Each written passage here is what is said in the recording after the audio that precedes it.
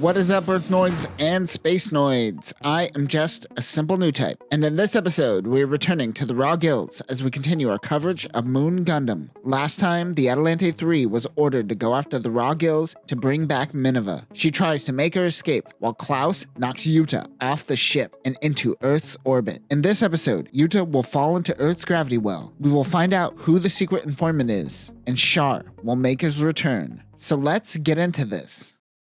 Moon Gundam plummets towards Earth. Ubaldo, listening to the radio, decides to leave the medbay and help out his team. Klaus tells Agos to stop digging around, or they will be sucked into the gravity well. Jutta learns gravity while it tries to kill him. Mari contacts Jutta and calms him down. She helps guide him to pull himself out. She decides to motivate him right on time as Earth's gravity well cuts off the comms. Jutta focuses and is able to move the psychoplates on board the Raw Guilds. So this is saying that Psychomu tech is better than radio waves or whatever communication is being used at the time. 4 psychoplates guide the mobile suit's limbs to help stabilize the Gundam and thrust back towards the Raw Guilds. Jutta gets back to the ship but senses something isn't right. Klaus meets up with Mineva and grabs her. He tries to tell Agos the plan, but he begins getting a voice in his head. The voice says over and over to eliminate him. Gennaro finds Juan's floating body unconscious. As Mineva gets into Klaus's cockpit, Agos grabs Klaus and proceeds to rip Klaus apart. I guess we found out who the mole is. We flash back to a new type scientist operating on Agos, who happens to be Nanai. She is testing a new biochemical procedure on his brain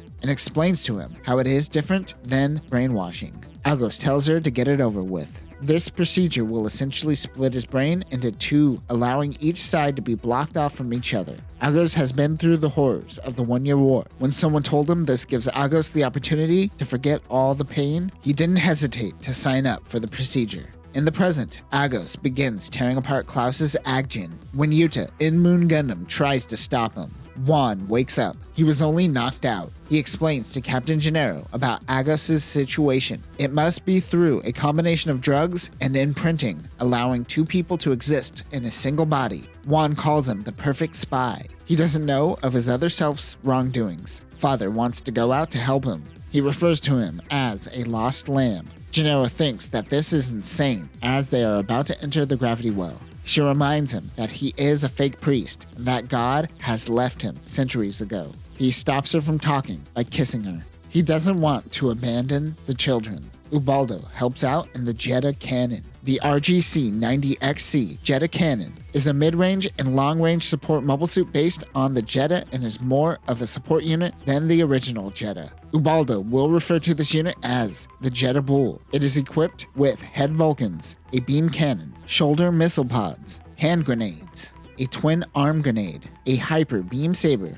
and a short shield. Ubaldo tells Jutta that they have to get the Agjin out of the hangar to stand a chance. Jutta needs to focus on protecting Mineva while Ubaldo takes on the Agjin. Agos uses the beam cannon inside of the hangar, which could have killed everyone. He has lost it. He grabs everyone in the Agjin and jumps off the Raw Guilds. Ubaldo tells Jutta that they can't chase after them. He tells Jutta that his mobile suit won't survive re-entry. Jutta doesn't understand why everyone is so full of hate and angry with one another. He doesn't know which side is on the side of good, but he wants to save Mineva. He jumps off the Raw Guilds. Saphira notes that they don't have balut systems. They are screwed. Mineva gets in contact with Agos and asks why kill her this way. His goal is to bring Mineva to Earth in the most optimal way possible. The most optimal way is for Agos' Agjin to act like a balut for Mineva, sacrificing his life. Mineva notes that she felt something from Agos when she was a prisoner, but right now he feels cold and somewhat indifferent. She can't sense anything from him. He is an empty shell.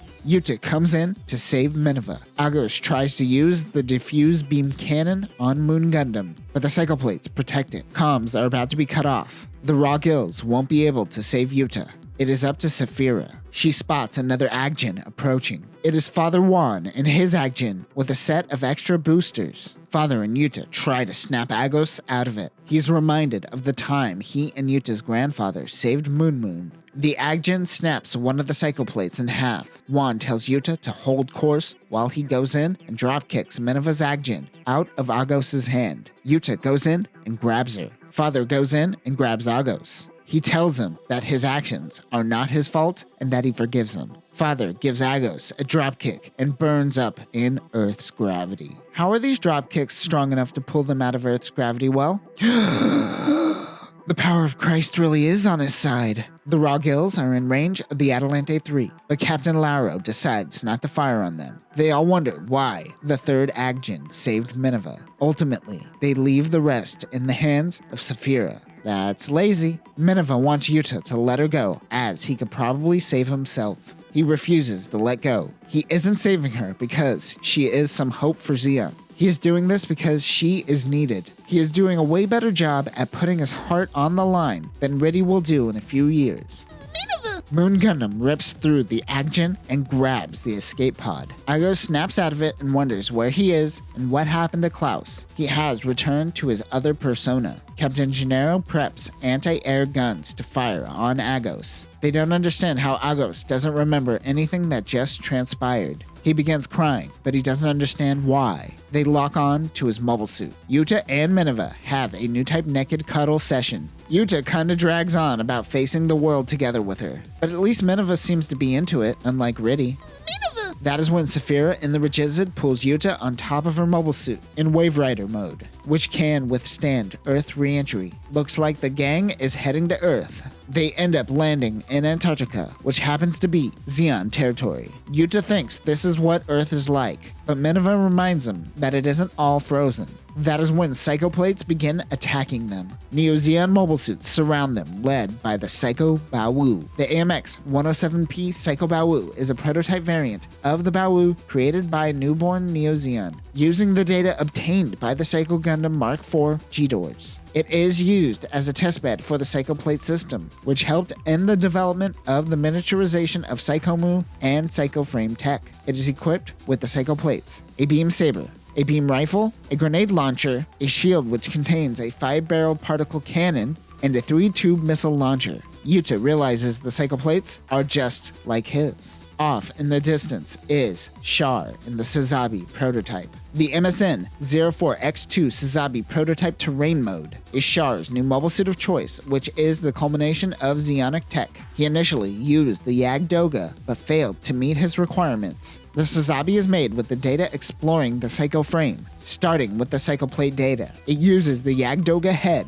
and has a 2-seater Gyaradoga cockpit. Weapons include a beam saber, a long rifle which will be improved, funnels, the abdomen diffusion megaparticle cannon, a shield which holds a beam tomahawk saber and missiles, as well as extra propellant tanks. He was expecting Mineva, but not another Gundam. Meanwhile, Amado's team runs into a shuttle when they are informed that Saphira fell to Earth. They don't seem to find anything wrong with the civilian shuttle. Little do they know, it is running operations of Luo and Company. He tries to contact Luo directly. In Hong Kong, Stephanie is talking to Luo about Mineva's whereabouts. Meanwhile, Michelle Luo is monitoring this all go down. She expected that Char was planning something, and says that if he really did plan to meet with Mineva in Antarctica, then a new Neo-Zeon uprising will soon begin. They might want to conspire pulling out of Lhasa soon. She seems to be acting independently from her father Luo, but still relying on their resources. Ugh, children. Back in Antarctica, Neo-Zeon demands that Jutta hands over Mineva. There happen to be 2 Psycho Baowoos, one piloted by Yahim,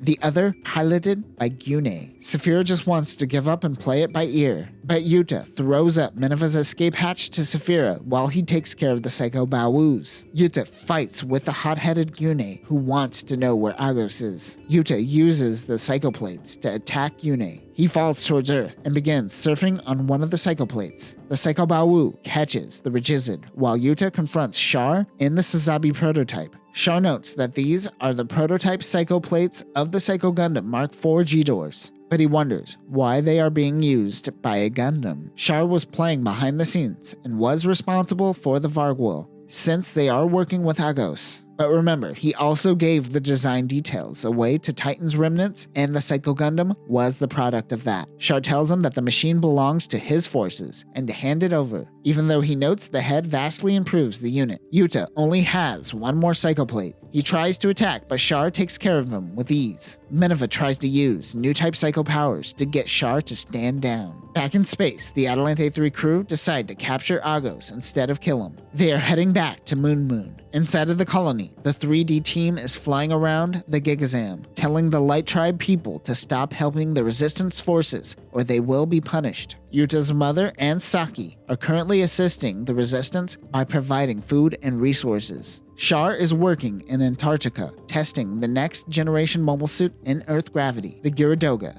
They no longer need Mineva, however.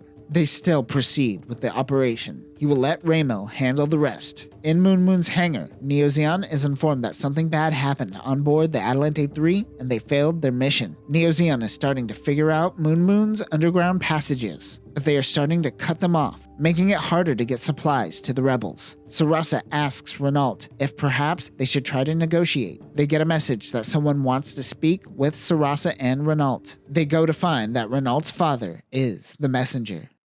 And that will do it for this episode. Char has finally made his appearance on the battlefield, but how will this all connect to his rebellion in a few years? Next time, Renault and Sarasa meet with the head of the Licht family. Char traps Jutta in a dungeon, and Mineva and Char talk for the first time in years. But that will do it for now, new types. Remember, if you pray to God, you too can drop kick people out of Earth's gravity well.